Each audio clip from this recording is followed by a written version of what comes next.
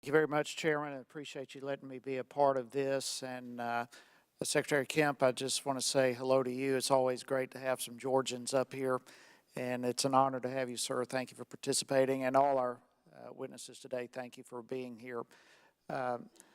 Secretary Kemp, let me just go with you.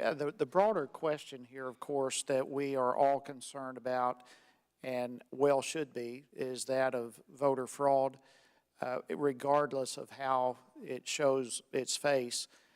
Can you explain some of the steps that Georgia has taken in particular to prevent voter fraud across the board?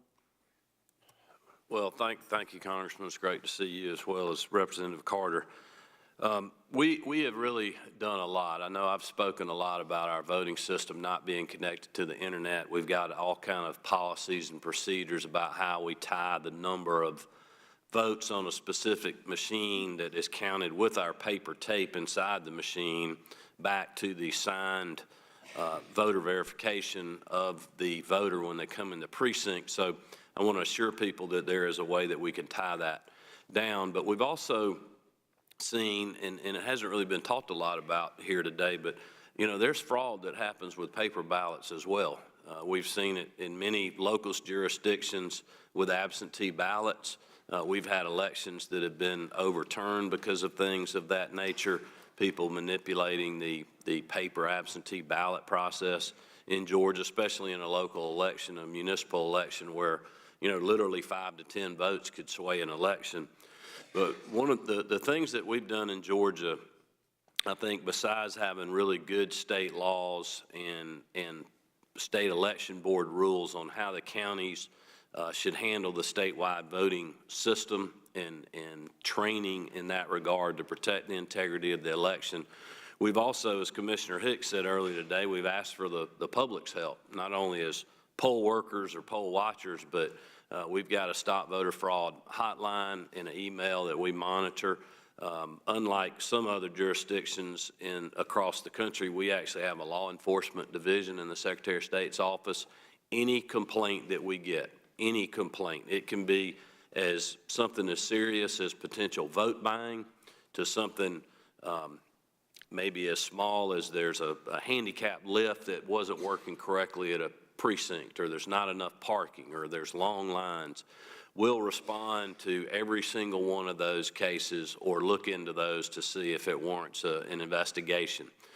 So we encourage Georgians that may see something improper, if they feel like their vote hasn't been cast properly, if somebody was manipulating them in a precinct, whatever it is, to report that to us. And we strategically put our investigators and inspectors around the state during the early voting advance period and on election day where we can respond very quickly. So we have a lot of ways that we try to stop voter fraud.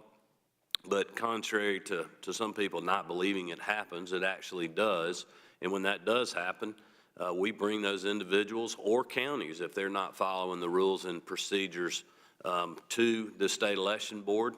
And we have a due process that we go through. And we've actually had, you know, candidates that have paid heavy fines and have committed to never run for office again because of the actions that we've taken. So that's something, you know, and we treat every case the same, you know, when it comes to that. What about specifically when it involves electronic voting machines? I'm sure there are glitches from time to time. When someone offers a complaint due to a machine, what's your process?